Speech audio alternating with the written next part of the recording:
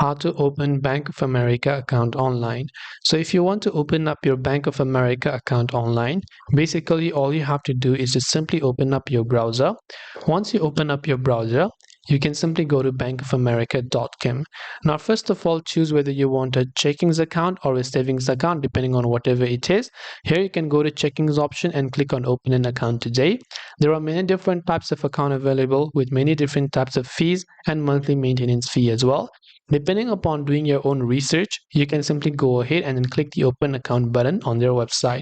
From here, you have to fill out a form. You can add a savings account to it, but if you only want a checkings account, you can do that.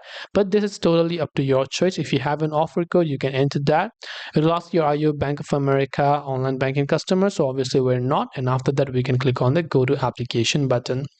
Now, once we've done that, on the next page also it'll ask us for a couple of questions like our first name, the last name, the suffix, and the date of birth. Enter them accordingly, according to your legal details, by the way. So any information that you enter here must be a real information that is also on your document, because you have to upload your document like your state ID or your national identification card later on.